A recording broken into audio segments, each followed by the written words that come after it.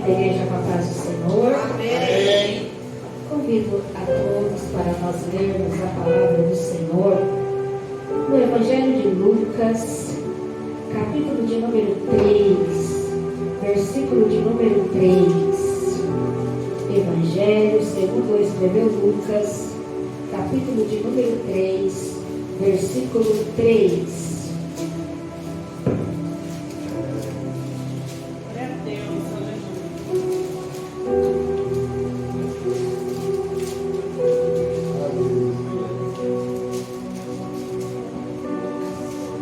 Lucas 3, versículo 3. Evangelho de Lucas, capítulo 3 e o versículo 3.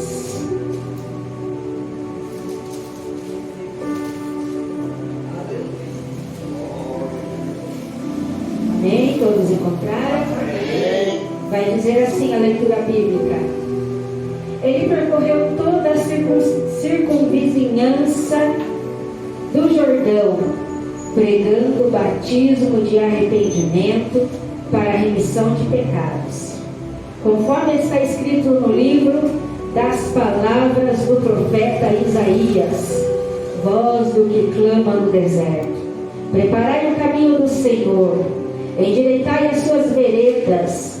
Todo vale será aterrado e nivelado, todos os montes e outeiros, os caminhos tortuosos serão retificados e os escabrosos aplanados, e toda a carne verá a salvação de Deus.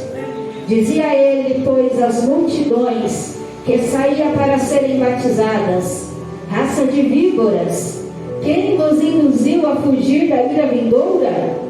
Produzi, pois, frutos dignos de arrependimento, e não comeceis a dizer entre vós mesmos: tende por pai a Abraão, porque eu vos afirmo que destas pedras Deus pode suscitar filhos a Abraão.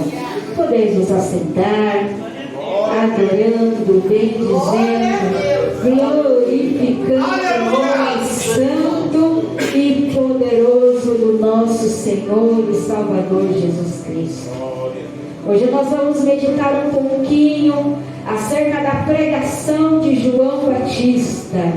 João Batista, ele é o pregador que todos nós precisamos ser. João Batista, ele é o pregador que aparece no Novo Testamento, pregando no deserto.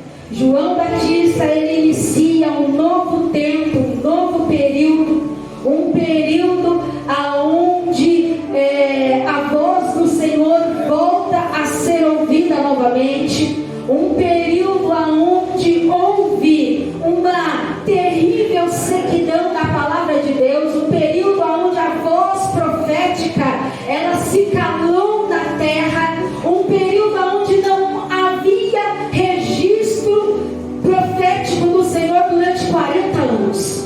Aí surge João Batista pregando no deserto. Só que João Batista ele surge pregando, mas o jeito de falar dele era diferente. E por que eu falei que o João Batista é o pregador que todos nós precisamos ser? Porque o nosso jeito de falar precisa ser diferente. Nós não temos que ter o mesmo jeito de todo mundo. Nós não temos que ter o jeito dos famosos. Nós não temos que ter o jeito dos grandes influenciadores, não. Nós temos que ter o jeito de falar que agrada ao Senhor, que traga as verdades do nosso Deus, que seja a voz profética neste tempo de sequidão, porque embora tenha a voz profética nos dias de hoje, muitas pessoas vivem sem ouvir a verdadeira voz de Deus. E eu e você somos esta voz profética sobre estas pessoas que não têm a quem ouvir a verdadeira voz do Senhor. E João Batista, ele é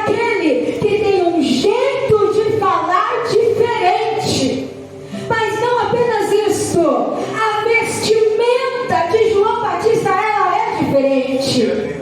Ele é diferenciado pelo seu vestir, pelo jeito que ele se apresenta diante das pessoas. E quem diz que o jeito do crente se vestir não importa, está muito enganado. O jeito com que o crente se veste, com que o crente se apresenta diante do mundo, diante das pessoas e até mesmo diante do próprio Deus, ele precisa ser um jeito apropriado, um jeito santificado. Nós aqui não pregamos doutrina e também não dizemos que você tem que usar um jeito A ou um jeito B, mas você precisa usar um jeito que santifique a tua vida diante de Deus e diante das pessoas que te enxergam.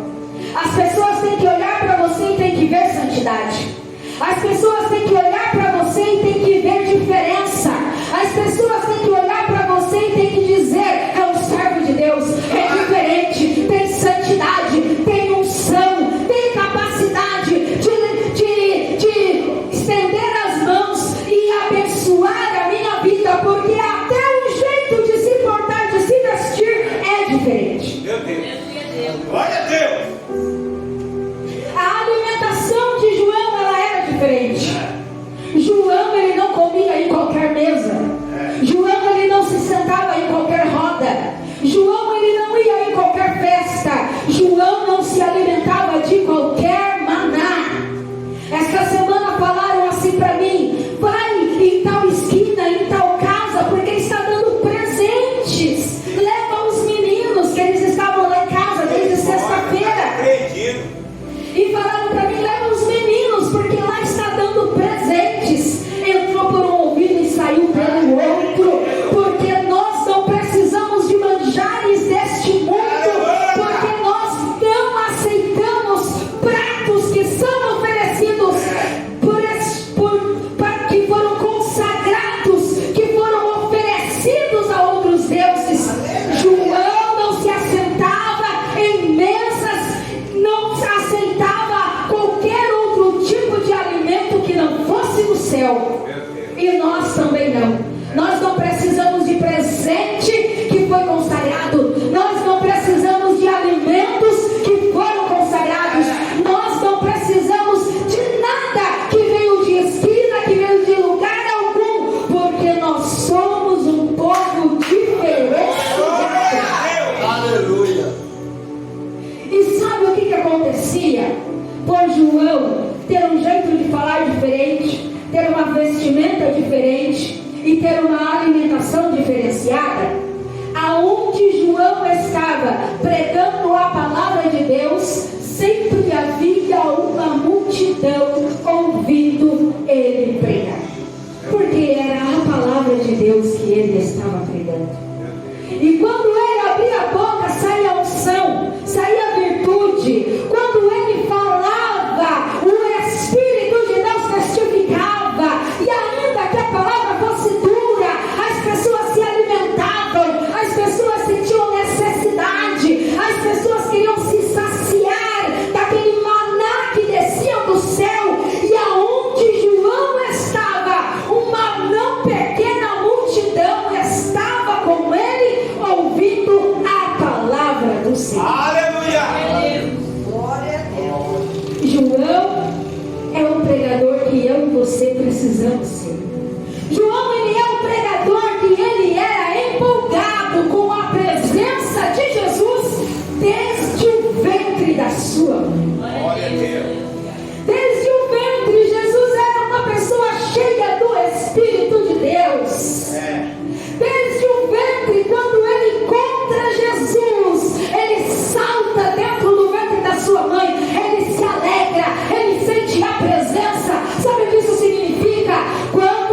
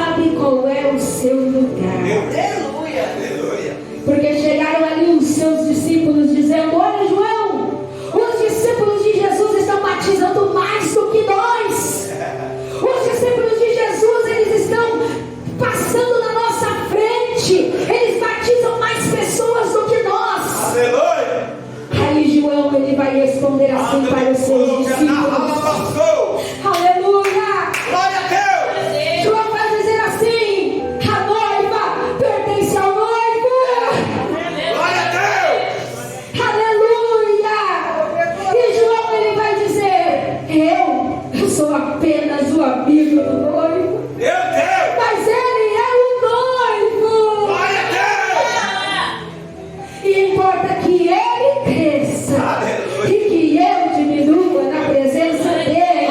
Glória João é um pregador que conhece o seu lugar. Ele não quer o lugar de Cristo, ele quer o lugar dele.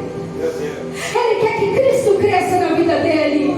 É por isso que a palavra de Cristo crescia na boca de João, porque João deixava Cristo crescer na vida dele. Enquanto nós deixamos Cristo crescer na nossa vida, a palavra de Deus cresce em nós, através de nós, e faz a obra ao qual o Senhor ela destina para que seja realizado. João, ele é um pregador que quando ele tem dúvida, ele pergunta. Quando João ele está no cárcere, ele manda os seus discípulos dizer: olha, vai lá até Jesus e pergunta: tu és o Cristo que haveria de vir, ou nós temos que esperar outro? Sabe qual é o nosso problema? Que às vezes a gente tem dúvidas, e aí a gente fica se remoendo nas nossas dúvidas, perdendo a nossa fé, mas a gente não pergunta para Jesus. A gente não tem a sinceridade de chegar na presença do Senhor e perguntar: Senhor, o que está acontecendo de errado comigo? Porque eu sei que contigo não tem nada de errado. Meu Deus. Senhor, qual é o problema comigo? O que eu estou fazendo de errado? Qual é o direcionamento que eu estou tomando de errado? Eu devo ir para a direita ou para a esquerda? Eu devo fazer assim ou desse jeito? Senhor, tira a minha dúvida, esclarece a minha dúvida. João, ele é o pregador que ele não tem problema em ter dúvida, porque ele vai solucionar a dúvida dele. Ele vai perguntar. Se ele não pode ir porque está em cárcere, então ele vai mandar alguém perguntar para ele, mas ele vai sanar a sua dúvida, e a resposta vem. Meu Deus. Quando você perguntar para o Senhor, quando você tiver uma dúvida, quando você tiver em dificuldade, não souber o que fazer, quando você perder a direção da tua vida e pedir para o Senhor te esclarecer, a resposta vai vir. Meu Deus. Olha, diz para João: os cegos vêm, os coxos andam, Glória a Deus. os doentes são curados. Aleluia. João teve a resposta. Aleluia, Deus. E eu e você também teremos a resposta, se nós perguntarmos acerca das nossas dúvidas. Então não tenha dúvida acerca do teu ministério, não tenha dúvida acerca do teu chamado, não tenha dúvida acerca daquilo que está perturbando o teu coração, mas pergunta para o Senhor nessa noite: Senhor, o que eu preciso fazer para que essa dúvida seja sanada? E a resposta, ela virá para a tua vida. João, ele é o pregador que ele é elogiado pelo Senhor. Jesus, ele vai fazer um elogio para João que ele não faz para nenhum outro homem na terra. Meu Deus. Ele vai dizer: olha, dos homens nascidos de mulher, Meu Deus. não houve nenhum outro igual a João. Jesus. Meu Deus. Porque João é um pregador que eu e você precisamos nos esmerar para ser. Procurar a aprovação divina. Nós temos que fazer a nossa chamada, fazer a nossa vocação, mas nós temos que fazer para ter a aprovação divina e não a aprovação humana. Mas nós temos que ter a ciência de que mesmo tendo a aprovação divina, às vezes podemos, essa aprovação ou esse chamado ou essa missão pode nos custar o preço da nossa cabeça numa bandeja para uma adúltera, que foi o preço que João pagou pela sua coragem, pela sua audácia de denunciar o pecado, de falar, de protestar, de pregar e de não aceitar o erro e o engano e falar tudo quanto o Senhor o mandar a pregar nesta terra. Mas ainda assim, a ordenança é: seja o pregador que João foi nesta terra. Porque o Senhor sempre irá se responsabilizar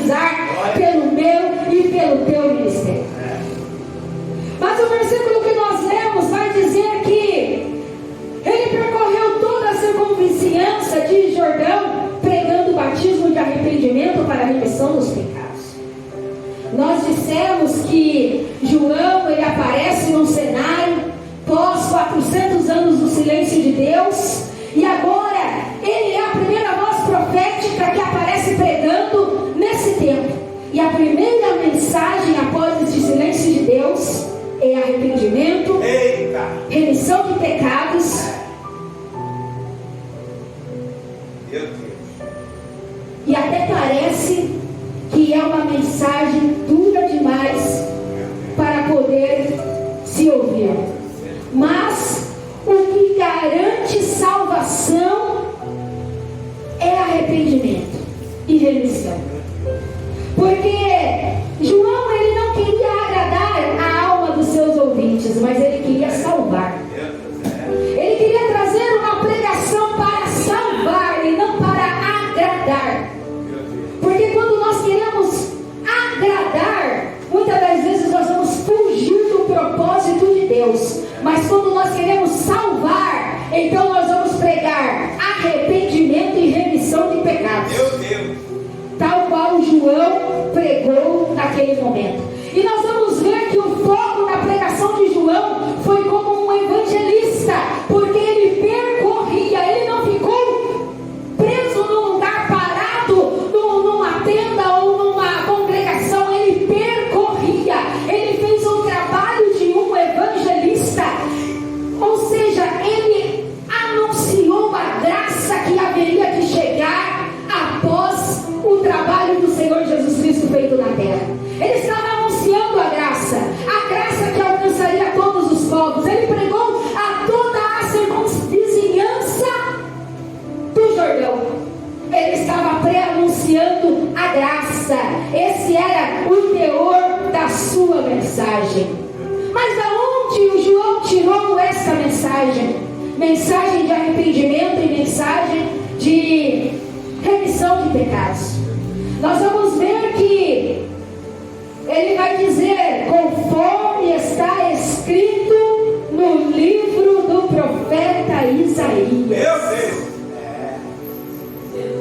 Em tempos nós vemos muitos pregadores dizendo: eu recebi a revelação de um anjo, eu encontrei os escritos numa pedra, eu tive a revelação em um sonho. E daí acaba-se criando novas doutrinas, novas religiões e novas heresias.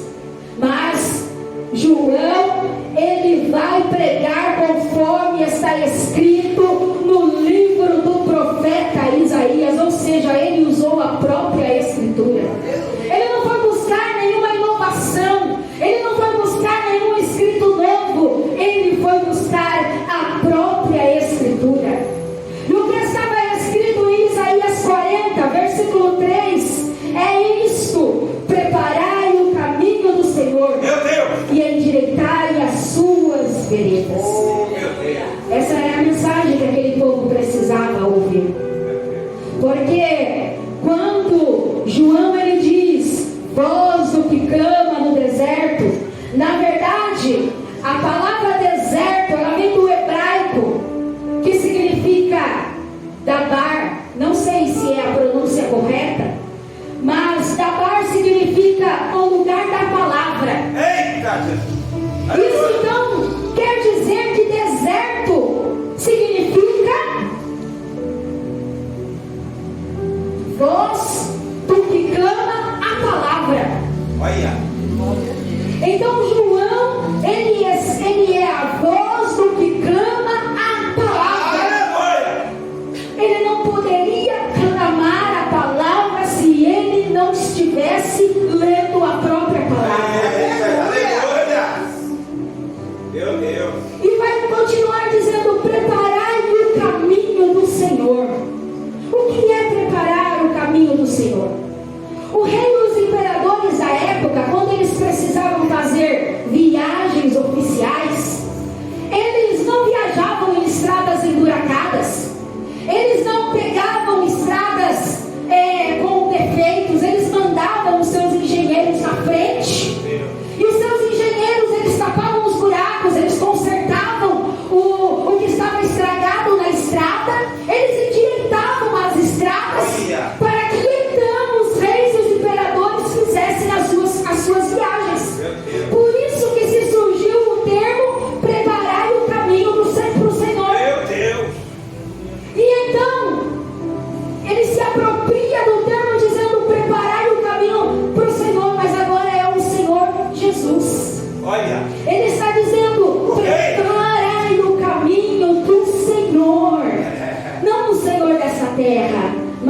Senhor Jesus. Aleluia! Coisa linda. Porque se tratando da pregação da palavra, as veredas ou os caminhos são os nossos corações. Meu Deus. Então o que João veio fazer foi preparar os corações. Foi preparar os caminhos dos nossos corações. Glória a Deus. Os nossos corações, eles se encontravam conforme a palavra que nós lemos aqui. Todo vale será aterrado e nivelado, todos os montes e outeiros, caminhos tortuosos serão retificados e os escabrosos aplanados. Meu Deus. Então os nossos corações, eles se encontravam de tal maneira que precisava de conserto, precisava ser endireitado, precisava ser aplanado, precisava ser endireitado, porque senão nós não encontraríamos o caminho do Senhor. Meu Deus. E então vem a palavra, vem João pregando a palavra, vem João clamando a palavra para poder endireitar os nossos corações. Meu Deus, coisa linda. E aí, ele vai dizer a respeito do todo vale será aterrado. E o que significa então o vale, trazendo para as nossas vidas e os nossos corações? Vale é o que faz separação entre dois montes. E isso trazendo para nós, para as nossas vidas, é o que pode nos trazer frieza espiritual. Olha aí. É o que pode nos trazer ressentimentos, indiferença nos nossos relacionamentos, porque causa um vale entre nós. Meu Deus. São relacionamentos quebrados, separados, com frieza, com ressentimentos. A voz, a palavra que vai nos curar, que vai nos tratar, que vai preparar o nosso coração para o Senhor, ela vem aterrar esse vale nos nossos corações. Aleluia. Porque em nós não pode haver frieza, em nós não pode haver indiferença, relacionamento quebrado com o nosso Cristo, com o nosso Senhor, com os nossos cônjuges, com nossos familiares, com nossos irmãos em Cristo. Nós precisamos aterrar esse vale na nossa vida, no nosso coração. Esse vale dentro de nós, profundo, frio, precisa ser aterrado, precisa ser consertado. E a palavra conserta, a palavra cura. Vai falar a respeito de montes e outeiros nivelados. E isso fala acerca das nossas incredulidades, da nossa soberba. Montes fala de arrogância e superioridades da nossa vida, porque muitas das vezes, ou em alguns momentos da nossa vida, nós nos colocamos em alguma situação de incredulidade. Às vezes, crente, incrédulo, dentro da casa do Senhor, cultuando ao Senhor, mas incrédulo, já não acredita mais em milagre, já não acredita mais que Deus vai fazer, que vai acontecer, que o Senhor vai trabalhar. Muitas das vezes, servos do Senhor, mas soberbo, nariz em pé, arrogantes, superiores. E aí a palavra vai dizer que estes montes e outeiros dentro de nós precisa ser nivelados. Meu Deus, coisa linda. A palavra do Senhor, a voz que clama, a palavra ela nivela esses montes. Obrigado, Jesus. Ela Obrigado. trabalha esses montes em nós. E aí nós nos tornamos uma planície, aonde o Senhor pode passar. Aí ele vai falar a respeito de caminhos tortuosos, que teriam que ser retificados. E isso fala de vida dupla. E isso fala de hipocrisia, de ânimo duplo, ou o que Tiago ele fala no seu livro de ânimo doble. Crentes que ora estão bem, ora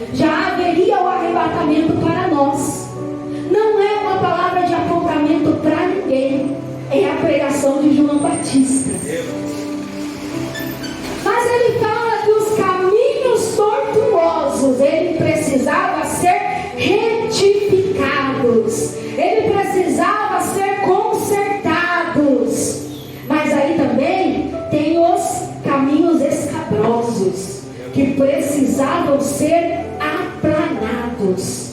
E aí fala de coisas fora do lugar natural, seja na nossa vida espiritual, seja na nossa vida matrimonial, seja na nossa vida ministerial, seja na nossa vida profissional, porque tem em todas as áreas, vai ter sempre alguém que busca o jeitinho brasileiro, que busca as facilidades. Lembramos da pregação do diácono Maurício no último domingo, ele falando do gato que ele tinha feito na luz dele. E muitos crentes fazem e costumam dizer: não pega nada, não tem nada a ver. A palavra vai chamar isso de caminhos escabrosos. É um gatinho aqui, é um jeitinho ali, é um roupinho ali, é um esqueminha aqui. Isso são caminhos escabrosos que precisam ser aplanados. E depois que tudo isso estiver consertado, porque para isso veio a palavra, aí vai dizer, aí sim, toda carne verá a salvação de Deus. Aleluia! E quando vem esse versículo de salvação de Deus, também vem o avivamento da igreja. Porque o Senhor não pode derramar avivamento numa igreja que dá um jeitinho para tudo.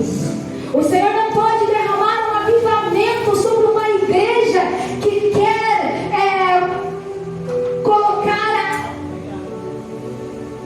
por uma santificação que não é verdadeiramente santificação.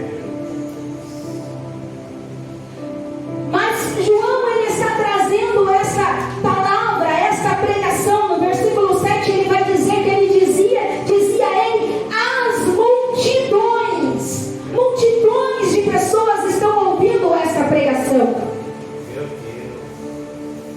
E a essas multidões ele vai falar: raça de víboras, quem vos induziu a fugir da ira vindoura?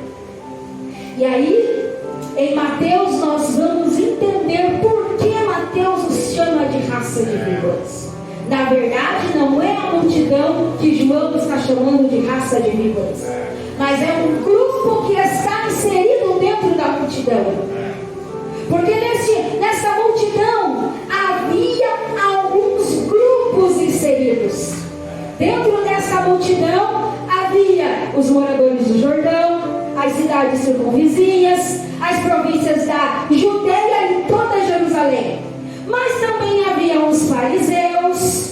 Os fariseus, eles eram judeus que haviam se formado, haviam se reunido no período interbíblico, o período dos 400 anos que o Senhor se calou, o período dos Macabeus, aonde se levantou a perseguição contra a igreja, contra os judeus. Então se levantou os fariseus com o intuito de protestar contra a cultura helenística que queria doutrinar os israelitas.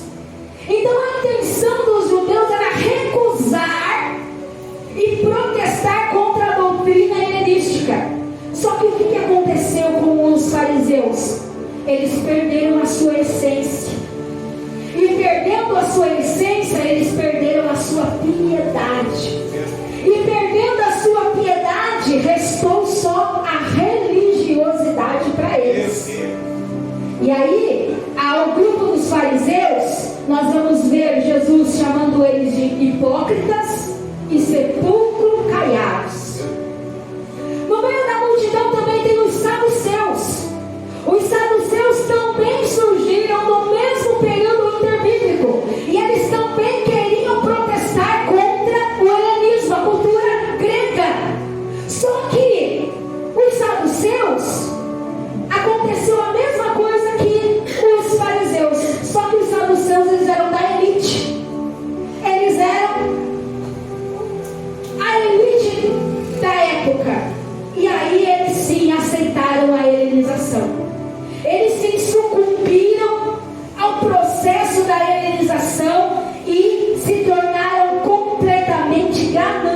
poderosos e se juntaram ao poder do governo romano para também lesar todo o povo.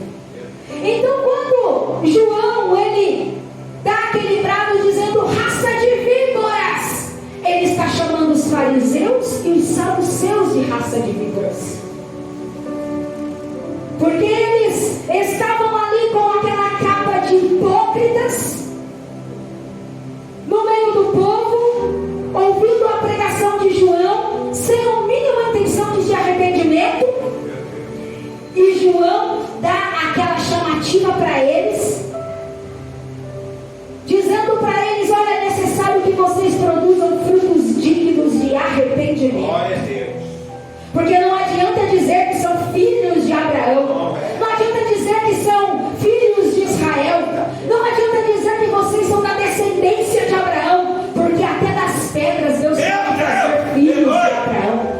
Não adianta ter descendência, tem que ter sinceridade para com Deus.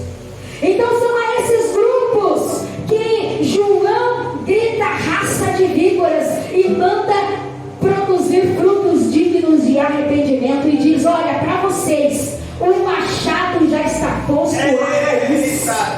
Se não se converter e se não produzir frutos, o machado vai cortar na raiz e serão lançados no fogo.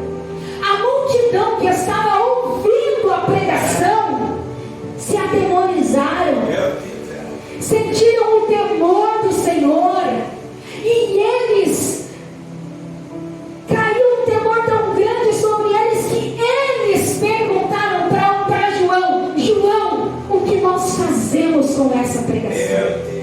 João, o que nós fazemos? O que nós temos que fazer para não termos este destino? Eles queriam saber o que fazer para se salvar. Enquanto fariseus e saduceus estavam lá fingindo que a conversa não era com eles, o povo estava dizendo: o que a gente faz para se salvar? Meu Deus! E aí João então, ele vai responder para o povo: olha, quem tem duas túnicas, reparte com quem não tem nenhuma. Isso aqui é o evangelho verdadeiro. Quem tem comida, reparte com quem não tem. Quem tem os seus negócios, não lese ninguém, porque no meio daquela multidão também estavam os publicanos. Os publicanos eram os cobradores de impostos. No meio daquela multidão também estavam soldados. E os publicanos e soldados, eles tinham como um acordo: enquanto os publicanos cobravam juros exorbitantes dos impostos, os soldados maltratavam o povo e faziam ameaças dizendo: ó, se não pagar eu denuncio, se não pagar eu levo ao imperador. Então o povo ficava sem saída.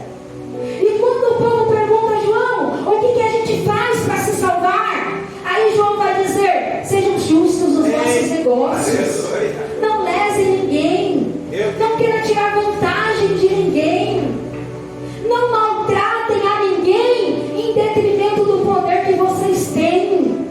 Se vocês têm alguma autoridade, não usem dessa autoridade para maltratar ninguém. E mais, não façam denúncias falsas. O Senhor, Ele abomina quem faz denúncia falsa. E também se contentem com o salário de vocês, porque os soldados, eles faziam esses acordos com os publicanos para aumentar os salários deles. Aí o João vai ensinar: se contentem com o salário que vocês têm,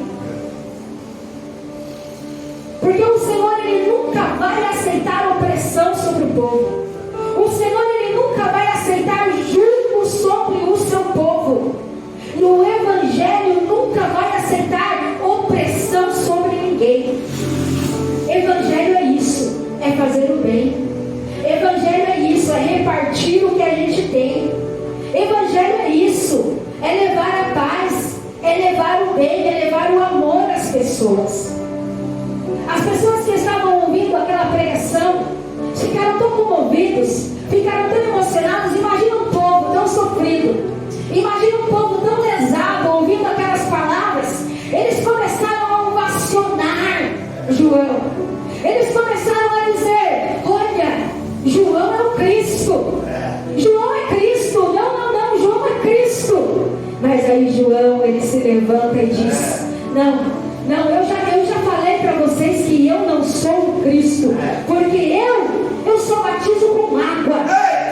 Mas aquele que vem após mim, ele é mais poderoso do que eu. Eu só batizo com água, mas aquele que vem após mim é mais poderoso do que eu, do qual eu não sou nem digno de desatar as suas sandálias. Ele vos batizará com fogo e com poder. O Evangelho, ele se concretiza em Jesus, com fogo e com poder, e com os ensinamentos da sua palavra.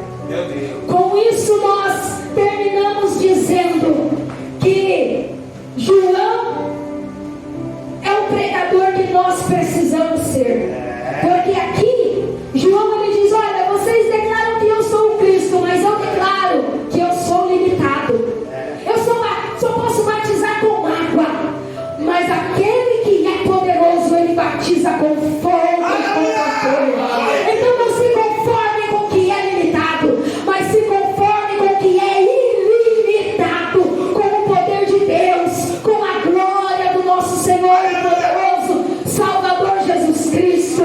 Creiam nesse Evangelho, porque na verdade o Evangelho é simples quando nós nos convertemos. O Evangelho é simples para quem abandonou as velhas práticas. O Evangelho é simples para quem já aplanou o coração. O Evangelho, ele se torna simples quando nós entendemos o poder e o fogo do nosso Senhor Jesus Cristo. Ele é poderoso. Ele é o Todo-Poderoso sobre as nossas vidas.